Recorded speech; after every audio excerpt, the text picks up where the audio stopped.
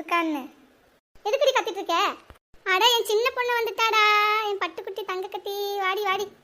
எப்படி வந்த? சொல்லவே இல்லை, திடீர்னு வந்திருக்க. சர்ப்ரைஸாக வந்தம்மா, அப்போதானே நல்லா இருக்கும். பாரு, இவ வந்த உடனே மட்டும் இவளுக்கு மட்டும் பட்டுக்குட்டி தங்கக்குட்டி செல்லக்குட்டி வைரக்குட்டின்னு கூப்பிட்டுட்டு இருக்க.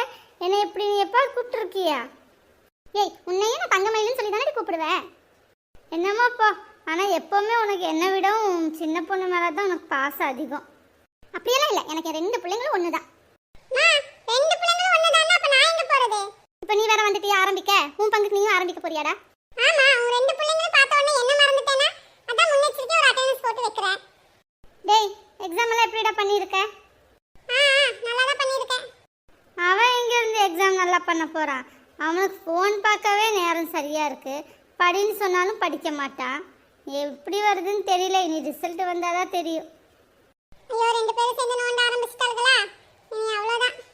சுற்றி சரிடி, நான் வீட்டுக்கு கிளம்புறேன்டி. ஏன் சின்ன பண்ண போகிறேன்? இருந்து சாப்பிட்டு போறியாமா? இல்லைங்க பெரியமா, நான் கிளம்புறேன். அங்கே அம்மா பார்த்துட்டு இருப்பாங்க. சரிடி, அப்போ நீ பார்த்து போ. ஃபோன் பண்ணு, சரியா? சரிடி, வரேன். அம்மா, சின்ன பொண்ணு வீட்டில் என்ன ஆச்சுன்னு தெரியுமா? ஒரே சண்டைம்மா. ஏண்டி, எதுக்காக சண்டை? அது அவங்க அப்பா வந்துட்டு காலேஜ்க்கு வேண்டான்னு சொல்லிட்டாரு போல. அதுக்காக இவ கோவம் வந்து கடிக்க போயிட்டானா. பின்ன அவங்க அம்மா நான் எல்லாம் சேர்ந்து தான் காப்பாற்றினா அவங்க அப்பாவை. இருக்கிற கோவத்துக்கு அவள் கடிச்சிருந்தா அவங்க அப்பா அவ்வளோதான். அவளுக்கு அந்த பெரிய பொண்ணுக்கு வேலையே இல்லை. 2 பேரும் சேர்ந்து பாவம் அந்த மனுஷனை போட்டு ஒரு வழி பண்ணிடுறாங்க. அன்னைக்கு அப்படிதான் பெரிய பொண்ணு போய் அந்த அடி அடிச்சிருந்தானாமா புருஷனை. இப்போ பிள்ளைக்கும் அதே மாதிரி பழக்கம் தான் வந்திருக்கு. என்ன பழக்கம் இதெல்லாம்? அப்பனா அடிக்கிறது கடிக்கிறதுங்கிறதெல்லாம் கேட்டம்மா. எதுக்குடி உங்கள் அப்பாவை எப்படி நீயும் உங்கள் அம்மாவும் போட்டு அடிக்கிறீங்க, ஏண்டி இப்படி பண்ணுறீங்கன்னு கேட்டதுக்கு அவள் சொல்கிறா, இதெல்லாம் ஒரு என்டர்டெயின்மெண்ட் மாதிரி எங்கள் வீட்டில். அப்பப்போ அடிச்சுப்போ அப்பப்போ கடிச்சுப்போன்னு சர்வசாதாரணமாக சொல்கிறானாம்மா. விடு விடு, அவங்க வீட்டில் அவங்க அப்பா தான் ஒரு என்டர்டெயின்மெண்ட் போல. விடு. ஆமாம், இதெல்லாம் அவங்க பாட்டி வர வரைக்கும் தான். அவங்க பாட்டி தான் அவங்க பொண்ணு வீட்டில் இருக்காங்களே. அவங்க பாட்டி வந்து இங்கே இருக்கிறப்ப இருக்கு பெரிய பொண்ணுக்கு. சரிம்மா, 100 ரூபா இருந்தா கொடுமா. 100 ரூபாயா? இதுக்கு 100 ரூபா? நாங்க பசங்க எல்லாம் டீ சாப்பிட போறோம், கொடுமா. இப்பெல்லாம் ரொம்ப கெட்ட பழக்கமாயிருச்சு. உன காசு கேட்டுட்டு இருக்க. இரு உனக்கு ரிசல்ட் வரட்டும், அதுக்கப்புறம் பார்த்துக்கிறேன். நீ பாக்குறது நேக்கிறதெல்லாம் அப்ப பாத்துக்கோ. இப்ப காசு கொடு, நேரமாகுது எனக்கு. என்னடா, என்ன யோசனையில உட்கார்ந்துட்டு இருக்க? ஒண்ணும் இல்லடா, ரிசல்ட் சொல்ல கொஞ்சம் பயமா இருக்கு. என்னடா நீ இப்படி பண்ற? இன்னும் ரிசல்ட் வரதுக்கு 1 மாசத்துக்கு மேல இருக்குடா. அத நினைச்சு இப்பவே பயந்தேனா இருக்கிற லீவை என்ஜாய் பண்ணாம போயிடும்டா. விடு, ஃப்ரீயா விடு, பாத்துக்கலாம். உனக்கு என்னப்பா, நீ நல்லா எக்ஸாம் எழுதி இருப்ப. நான் அப்படியா? எனக்கே பக்கு பக்குன்னு இருக்கு. ஏய், நாமெல்லாம் ஈஸியா பாஸ் ஆயிடும்டா. நீ ஜஸ்ட் பாஸ் ஆவது ஆயிடுவேடா, விடுடா. ஆமாண்டா, பாஸ் ஆயே ஆகணும்டா. இல்லன்னா எங்க வீட்ல நான் தொலைஞ்சேன். நீ நாம இந்த லீவை எப்படி என்ஜாய் பண்றதுன்னு பிளான் பண்ணலாம். பெரிய பொண்ணு, என்னடி உங்கள் வீட்டில் ஒரே பிரச்சனைன்னு சொல்லி என் பொண்ணு வந்து சொல்லிட்டு இருந்தா? என்ன விஷயம், என்னாச்சு? ரிலாக்ஸ், அது ஒன்றும் இல்லை ரிலாக்ஸ். அது வந்துட்டு சும்மா ஒரு சப்ப மேட்ரு தான். என்ன என்ன என்ன இங்கே சத்தம்? சும்மா பேசிட்டு இருந்தோம் மாமா. நான் வர்றதுக்குள்ளே எதுவும் பேசிடலையே. சேச்சே, நீ இல்லாமல் ஒருத்தர் சார். நீ வந்ததுக்கப்புறம் தான் எல்லாமே பேசணும். கரெக்டாக வந்துடுவில்ல, கழுதைக்கு மூக்கு வைத்த மாதிரி. நான் எதுவும் மிஸ் பண்ணிடலையே. அதை தாண்டி நானும் கேட்டு நிற்கிறேன். நானும் எதுவும் மிஸ் பண்ணிடலையே. ஐயோ அம்மா, கதை எடுக்கிறதுனா இப்படி அலையிறாளுங்கப்பா. அப்படி என்னதான் இருக்கோ, எதுவும் நீங்கள் மிஸ் பண்ணலாத்தா. இப்போதான் அங்கே வந்து நின்று பேச ஆரம்பித்தோம். அதுக்குள்ளே பின்னாடியே வந்து நின்றுட்டு இருக்கீங்க. அப்பாடா, இப்போதான் மனசு நிம்மதியாக இருக்கு. இனி பேச ஆரம்பிங்க, கேட்போம். ஆமாம், நாங்கள் வர்றதுக்கு முன்னாடி என்ன லேக்ஸ் பேசிட்டு இருந்தீங்க? அது ஒன்றும் இல்லை சார். அது பெரிய பொண்ணு வீட்டில் என்னமோ பிரச்சனைன்னு சொல்லி என் பிள்ளை வந்து சொல்லிட்டு இருந்தா. அதைத்தான் என்னடின்னு அவகிட்ட கேட்க ஆரம்பிச்சா. அவளும் சொல்ல வாய் எடுத்து அதுக்குள்ளே நீங்கள் வந்து பின்னாடியே நின்றுட்டு இருக்கீங்க.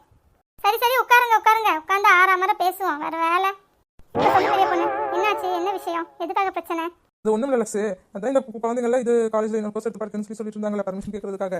உங்கள் பொண்ணு கூட உங்ககிட்ட கேட்டா இல்லையா? அதைத்தான் என் பொண்ணு போய் எங்கள் வீட்டில் கேட்டிருக்கா அவர்கிட்ட. அவர் முடியாதுன்னு சொல்லிட்டாரு. அவங்க அக்கா பையன் இருக்கானாமா. அவங்க அக்கா பையனுக்கு தான் என் பிள்ளையை கட்டி கொடுத்ததா பேசியிருக்காங்கம்மா. சரி, அவனும் நல்ல பையன் தான். எங்கள் நாத்தனாரும் பார்த்துக்குவாங்க, பிரச்சனை இல்லை. எனக்கும் சம்மதமாக தான் தெரிஞ்சது. ஆனால் இப்போ வந்துட்டு படிக்கிறதுனால அவளுக்கு இந்த கல்யாணத்தை இஷ்டமே இல்லைன்னு சொல்லிட்டு இருந்தா. அதனால அவங்க அப்பா ஒத்துக்கவே மாட்டேன்னு சொல்லிட்டு இருந்தாரு. என்ன பண்ணா, இவ திடீர்னு நல்லா இருக்க இவ பேசி இவங்க அப்பா கேட்கவே மாட்டேங்கிறாருன்னு கையை பிடிச்சி கடிக்க ஆரம்பிச்சிட்டா. கடிச்சு, இன்னைக்கு நீ சம்மதம் சொன்னா தான் உன்னை நான் விடுவேங்கிற மாதிரி அவள் கடிச்சிட்டே இருந்தா. நானும் சுஜியும் தான் போய் காப்பாற்றணும். இல்லாட்டினா அவர் இருந்த கோவத்துக்கு கடிச்சு துப்பி இருப்பா. அதுவும் என்ன சொல்லி தெரியுமா கடிக்கிறா? நான் இன்னைக்கு அப்பாவை கடிச்சு 1/4 கிலோ கறி எடுக்காம விட மாட்டேன்னே சொல்லி கடிச்சிட்டு இருக்கானா. நல்ல வேலை என் புருஷனை நான் காப்பாத்தினேன். இல்லாட்டினா என் புருஷன் நிலைமை இன்னைக்கு என்ன ஆயிருக்கும்? யார் காரணமா? நீதான் முதல் காரணமே. அவ கண்ணு முன்னாடியே சின்ன வயசுல இருந்து அவங்க அப்பனை திட்டி அடிச்சு எல்லாம் பழக்கினால அவளுக்கும் சின்ன வயசுல இருந்தே அவ அப்படியே பண்ணி பழகிட்டா. இப்ப வளர்ந்து அப்படியே பண்ணிட்டு இருக்கா. இப்ப எல்லாம் பண்றது தப்புன்னு அவளுக்கு தெரியவும் மாட்டேங்குது, அவளுக்கு தோணவும் மாட்டேங்குது. நீதான் எடுத்து சொல்லணும். அப்படி இல்லை லக்ஸு, தாயை போல் பிள்ளை நூலை போல் சேலை. ஆத்தகாரி மாதிரி தானே பிள்ளை இருப்பா. இவளே அப்படி இருக்கிறப்ப பின்ன இவஜின் தானே அவளும் அப்படி தான் பண்ணுவா. என்னதான் சொன்னாலும் அதெல்லாம் திருந்த மாட்டாங்க. அதெல்லாம் இந்த ரத்தத்திலேயே ஊறி போய் இருக்குது. அதுங்களாம் திருத்த முடியாது. எனக்கு பெரிய பொண்ணு அக்காவோட புருஷனை கூட விட்டுடலாம்.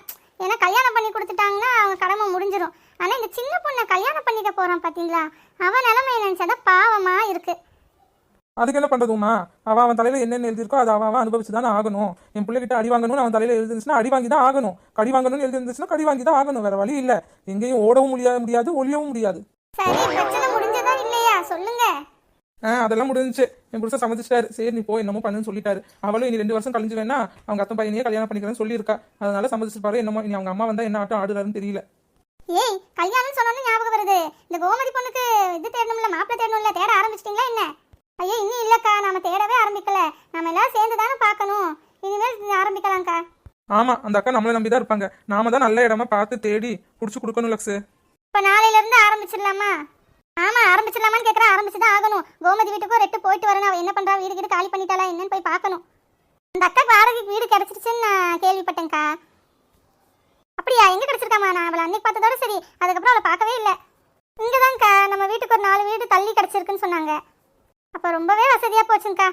2 தெரு தள்ளி இருந்தது, இப்போ ரொம்ப பக்கமாகவே வந்துட்டாங்க. இனி பிரச்சனையே இருக்காது. நம்ம அடிக்கடி அந்த அக்கா வீட்டுக்கு போய் பார்த்துக்கலாம், பேசிக்கலாம்.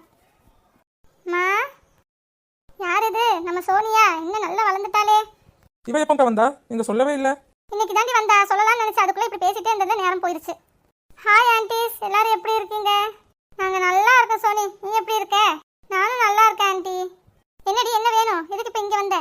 அம்மா, என்னோட ட்ரெஸ் எல்லாம் வைக்க கொஞ்சம் கபோர்டில் இடம் பண்ணி கொடுமா. எல்லாமே சுஜி ட்ரெஸ் தான் நிறையா இருக்கு. என் ட்ரெஸ் வைக்க எனக்கு இடமே இல்லை. கொஞ்சம் வந்து ஹெல்ப் பண்ணு.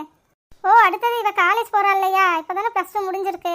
என்னம்மா சோனி, பாஸ் ஆயிடுவியா? அஃப்கோர்ஸ் ஆண்டி, அதெல்லாம் நல்ல மார்க் எடுத்து பாஸ் ஆயிடுவேன். அம்மா வாமா, கொஞ்சம் வந்து ஹெல்ப் பண்ணுமா. சரி, நீ முன்னாடி போ, நான் வரேன். சரி, சீக்கிரம் வா. சரி, அப்போ நான் கிளம்புறேன். நீங்களும் உட்காந்து பேசிட்டு இருங்க, சரியா? என்ன லக்ஸு, இவ்வளோ நாள் தான் உங்கள் சின்ன பொண்ணு ஹாஸ்டலில் தங்கி படிச்சுட்டு இருந்தா. இப்போ இங்கேயே வந்துட்டா. இங்கேயே காலேஜ் சேர்க்குறீங்களா என்ன? ஆமாம் சரசு, இங்கே தான் காலேஜ் சேர்க்குறதா இருக்கேன். இனிமேல் இந்த பிள்ளைங்களை எங்கேயும் விடுறதில்ல. இனிமேல் பார்த்து பத்திரமா வச்சுக்கணும். பிள்ளைங்களாம் வளர்ந்துச்சு இல்லையா, இனிமேல் தான் பார்த்து இருக்கணும். ஒன்று இருந்தாலே வீட்டில் அட்டலியும் பண்ணிட்டு இருக்குங்க.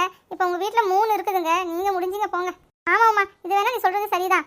3 அடிச்சுக்கோங்க, சண்டை போட்டுங்க. இனி என் மண்டே பிக்க போகுதுங்க. என் மாமியாரும் ஒன்று இருக்குது, அதுவும் என்ன டார்ச்சர் பண்ணும். இவங்களும் என்ன டார்ச்சர் பண்ணுவாங்க. அதே என் பையன் இருக்கான் இல்லையா, இவங்களை பார்த்தா அவனுக்கு கோவம் வருது, அவங்கள பார்த்தா இவனுக்கு கோவம், இவங்களுக்கு கோவம் வருது. ஆமாம் ஆமாங்க்கா, எல்லா வீட்லேயும் இதே கதை தான். ஆனால் ஒன்றுக்கு ஒன்று சலிச்சதே இல்லைப்பா. ஆமாம், இது லீவ் டைம் வேறு இல்லையா, எல்லாரும் இனிமேல் தான் வீட்டில் ஒட்டுக்கா இருப்பாங்க. இனிமேல் தான் பிரச்சனையே ஆரம்பிக்கும். ஐயோ, நான் எப்படி சமாளிக்க போகிறேன்னு எனக்கே தெரியல. பார்க்கலாம், எப்படி சமாளிச்சு தானே ஆகணும். இவங்களை வச்சு கட்டி மேய்க்கத்தானே ஆகணும். சரி, நான் கிளம்புறேன். எனக்கு நேரமாகுது. என்ன மறுபடியும் என் பிள்ளை வந்து எனக்கு கட்ட போகிறேன். சரி பெரிய பொண்ணு, நான் கிளம்புறேன். அது என்னமோ இந்த பிள்ளைங்க காலேஜ் படிக்கிற ஃபார்ம் கேம் அப்ளிகேஷன்லாம் வாங்க போகணும்னு சொன்னாங்களே, அது எப்போன்னு கேட்டு வை. நம்ம போகலாம். நானும் என் பொண்ணுகிட்ட கேட்டு வைக்கிறேன். போய் வாங்கலாம். என் சின்ன பொண்ணுலையும் அதே காலேஜில் தான் போட்டுடலான்னு நினச்சிட்டு இருக்கேன். சரி, அப்போ ஒட்டுக்காவே போயிடலாம். சரி லக்ஸு, கேட்டு வைக்கிறேன். நம்ம போகலாம். சரி, அப்போ நான் வரேன். ஹலோ நில்லுங்க. சும்மா பார்த்துட்டு வெறுங்க வீசி போகாதீங்க. ஒரு லைக் அண்ட் சப்ஸ்கிரைப் பண்ணிட்டு போங்க. என்ன பெரிய பொண்ணு, வியூவர்ஸ் கிட்ட இப்படி பேசுற? ஏதோ நினைச்சிட்டு போறாங்க. அதெல்லாம் ஒன்றும் நினைக்க மாட்டாங்க லக்ஸு. நம்ம வியூவர்ஸ் தானே, அதான் உரிமையோட கேட்குறேன். Like and subscribe video.